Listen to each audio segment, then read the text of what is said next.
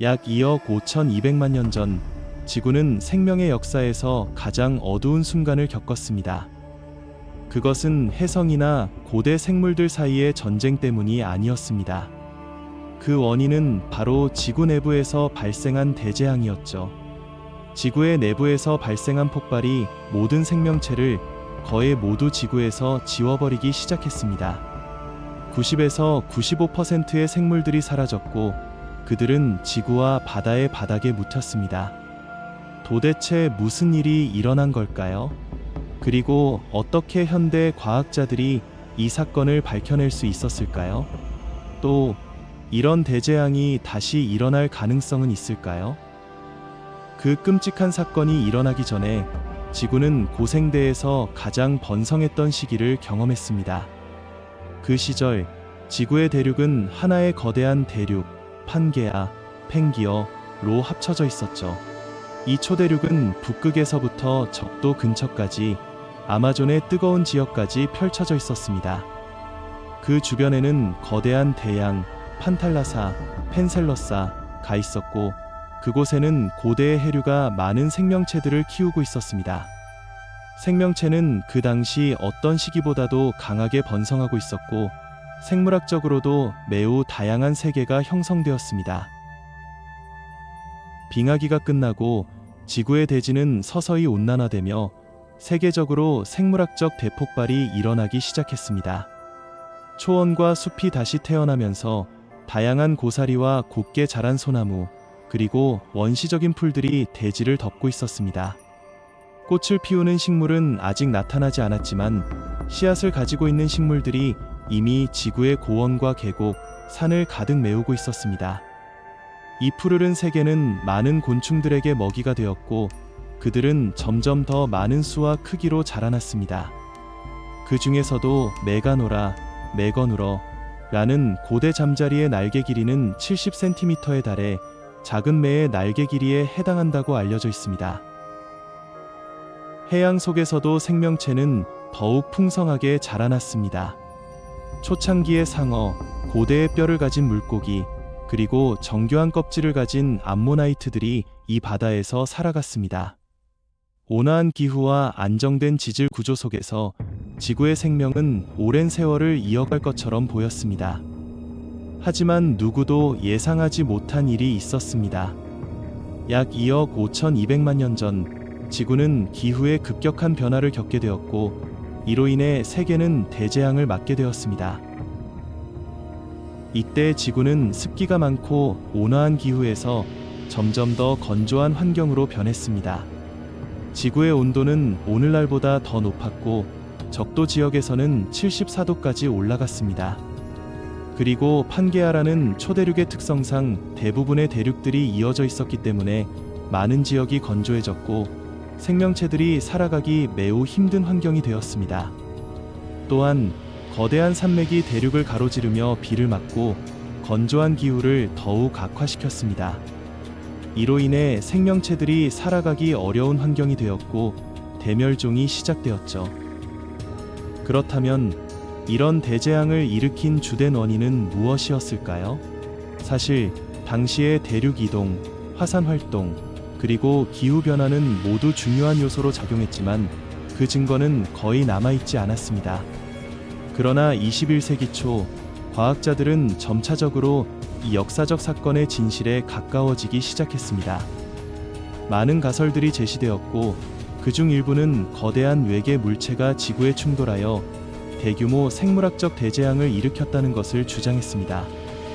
다른 학자들은 이 사건이 갑작스럽게 일어난 것이 아니라 수세기 또는 수천 년에 걸친 복잡한 환경 변화의 결과라는 의견을 내놓았습니다. 이와 관련된 가설 중 하나는 초신성 폭발로 인한 우주 방사선이 지구에 영향을 미쳤다는 것입니다. 그러나 지구의 화석을 분석하고 지층을 연구한 결과 과학자들은 이 대재앙이 몇만 년에서 몇십만 년에 걸쳐 일어났다는 결론을 내렸습니다. 이는 사실 지구의 45억 년 역사에서 아주 짧은 시간에 불과하지만 그 영향을 이해하려면 여전히 실험적 데이터가 중요합니다.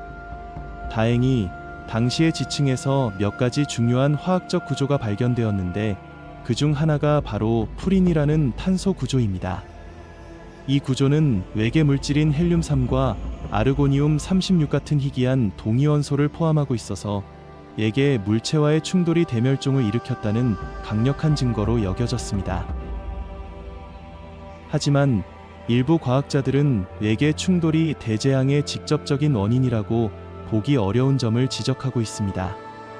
그들은 외계 물체가 단지 촉발제가 되었을 뿐 대멸종은 이미 불안정한 지질적 조건, 대륙의 재구성, 그리고 장기적인 화산 활동과 같은 복합적인 원인들로 인해 발생했다고 봅니다. 예를 들어 2011년 일본의 대지진과 쓰나미가 그 좋은 예시입니다. 비록 이 사건은 막대한 인명피해와 재산 손실을 초래했지만 고대의 지질 활동과 비교하면 그것은 마치 휴대폰의 진동처럼 미세한 진동에 불과한 사건이었습니다. 지구의 초대륙 판게아는 북쪽의 로라시아, 로레이저와 남쪽의 곤다나, 간다너라는 두 개의 거대한 대륙으로 나뉘어 있었습니다. 당시 지구의 외피는 지구의 맨 아래 뜨거운 마그마층 위에 떠있는 얇고 불안정한 표면이었으며 마치 북극의 바다 위를 떠있는 얼음판처럼 매우 쉽게 깨지고 변형될 수 있었습니다. 비록 이 대륙의 판들이 엄청난 크기를 자랑하며 서로 맞물려 있긴 했지만 여전히 끊임없이 움직였죠. 그 결과 그들 사이에 틈이 생기고 마그마가 분출되어 독성가스와 미세한 입자들이 대기 중으로 방출되면서 생명체들이 생존할 수 없는 상황을 만들었습니다. 이 과정을 통해 지구의 생태계는 극도로 혼란스러워졌습니다. 많은 과학자들이 지구의 역사에서 가장 큰 대멸종을 일으킨 주범으로 시베리아 트랩, 사이비리언 트래프스이라고 불리는 화산 활동을 꼽고 있습니다. 시베리아 트랩은 오늘날의 유럽의 3분의 2에 해당하는 지역에 펼쳐져 있는 거대한 화산 지역입니다. 연구자들은 이 화산 활동이 수백만 년 동안 이어졌으며 이 기간 동안 방출된 마그마와 가스는 대멸종을 일으킬 만큼 충분한 영향을 미쳤다고 추정하고 있습니다. 이러한 화산 분출은 1980년에 있었던 세인트 헬렌스 화산 폭발보다 수백만 배 더 강력한 에너지를 방출했으며 그것이 지구의 생명체를 지구에서 사라지게 만들었습니다. 이 시베리아의 화산 활동은 급격하게 폭발하지 않았습니다. 그보다는 오랜 시간에 걸쳐 지속적으로 발생했으며 그 크기와 범위는 상상을 초월하는 것이었습니다. 이 화산 활동은 대개 수백 년, 수천 년 동안 이어졌으며 지구의 표면은 마치 지옥처럼 변했습니다. 모든 생태계는 점차 죽어갔고 생명체들은 하나둘씩 사라졌습니다. 화산 폭발에서 나온 용암은 1200도에 달하는 온도로 지구의 표면을 덮었으며 이는 우리가 현재 아는 어떤 화로보다도 뜨거운 온도였습니다. 하지만 그보다 더 큰 문제는 화산 활동이 불러온 대기 오염이었습니다. 거대한 숲들이 불타면서 대기에는 재와 독성가스들이 넘쳐났고 지구의 대기 중 이산화탄소와 이산화황, 염소 등 수많은 독성 물질들이 퍼져나갔습니다. 이 물질들은 지구의 대기와 생태계에 엄청난 영향을 미쳤고 결국 전 세계적으로 기후변화를 일으켰습니다. 기후변화는 생명체들의 생존을 더욱 어렵게 만들었으며 일부 지역은 극단적인 고온과 건조함을 경험했습니다. 이로 인해 생명체들이 지구에서 점점 사라져갔고 결국 대멸종이 일어났습니다. 당시의 화산 활동은 지구 역사상 가장 강력한 화산 분출로 그것이 만들어낸 환경은 지구를 거의 죽음의 행성처럼 만들어버렸습니다. 그리고 이 대재앙은 단지 화산 활동만으로 끝나지 않았습니다. 당시 지구의 생명체들은 산소가 부족한 환경, 대기 오염, 그리고 폭발적인 기후변화라는 삼중고에 시달렸습니다. 그 결과 지구의 생명체들 대부분이 사라졌고 그나마 살아남은 생명체들조차 매우 적은 수로 남게 되었습니다. 이 대멸종 사건은 지구 역사에서 가장 큰 멸종 사건으로 그 피해는 상상 이상이었습니다.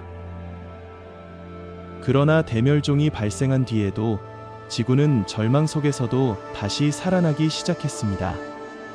일부 생명체들이 결국 변화된 환경에 적응하면서 다시 번성하게 되었습니다. 하지만 그 복구 과정은 결코 빠르지 않았습니다. 생명체들은 거의 모든 생태계가 무너진 후 전혀 다른 환경 속에서 다시 태어났습니다. 당시에는 많은 종들이 멸종했지만 여전히 몇몇 생명체들이 생존해 있으며 이들은 생태계가 복원되면서 새로운 종으로 진화하기 시작했습니다. 과학자들은 이 사건을 통해 지구와 생명체들이 어떻게 극단적인 환경에서도 다시 살아날 수 있는지에 대한 중요한 교훈을 얻었습니다. 대멸종 사건은 지구가 얼마나 강력한 보궐력을 가지고 있는지를 보여주는 사례이기도 했습니다. 그러면서도 이런 대재앙은 다시 발생할 수 있다는 사실을 일깨워 주었습니다. 지금도 지구는 여전히 불안정한 상태를 유지하고 있으며 사람들은 이러한 과거의 사건들을 분석하고 이를 바탕으로 미래를 준비해야 한다는 점에서 중요한 교훈을 얻을 수 있습니다. 대멸종이 일어난 후 지구는 다시 변화를 겪기 시작했습니다.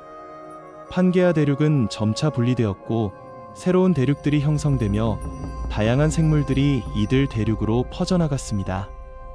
이는 생명체들에게 새로운 환경을 제공하며 다시 한번 새로운 생태계를 만들어 나갈 기회를 주었습니다. 하지만 과학자들은 과거의 대재앙을 되새기면서 인간의 활동이 자연에 미치는 영향에 대해 경각심을 가져야 한다고 강조합니다. 지금 우리가 마주한 환경 변화와 기후 위기도 과거의 대멸종과 비슷한 양상으로 발전할 가능성을 내포하고 있기 때문입니다. 지구의 역사는 결코 순탄치 않았고 수많은 위기와 멸종을 겪으면서 오늘날의 환경을 만들어 왔습니다. 이러한 과정을 통해 우리는 자연의 경이로움과 그 변화에 대한 경각심을 가져야 합니다. 현재 인류가 직면한 여러 가지 문제들은 과거의 대재앙과 비슷한 양상을 띠고 있으며 우리는 그로부터 교훈을 얻어 미래를 준비해야 할 시점에 와 있습니다. 지구의 역사는 반복될 수 있고 우리는 그 역사를 어떻게 헤쳐나갈 것인지에 대한 책임을 지고 있습니다. 오늘날 우리는 과거의 대멸종을 연구하면서 과학의 발전을 통해 이 사건들이 일어난 원인과 그 여파를 점차적으로 밝혀가고 있습니다.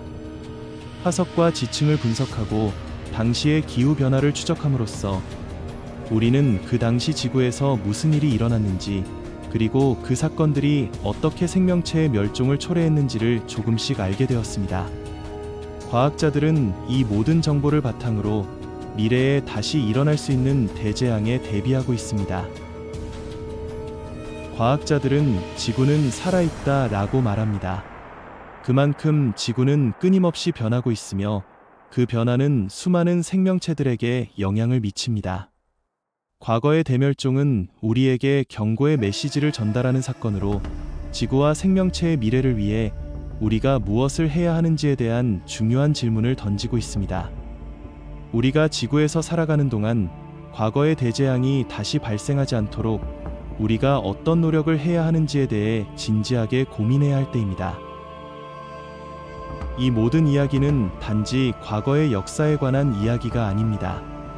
그것은 우리에게 다가올 미래에 대한 이야기이기도 합니다. 과거의 교훈을 바탕으로 우리는 자연을 보호하고 환경을 지키기 위한 책임을 다해야 합니다.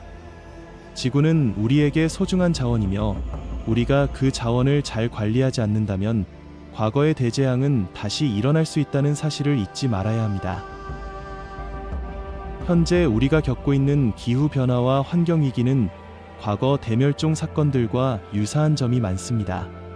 특히 인간의 활동이 기후변화와 생태계 파괴에 큰 영향을 미치고 있다는 점에서 과거의 교훈을 되새길 필요성이 커졌습니다. 우리가 환경을 보호하지 않으면 결국 과거처럼 생명의 대재앙이 다시 일어날 수 있습니다.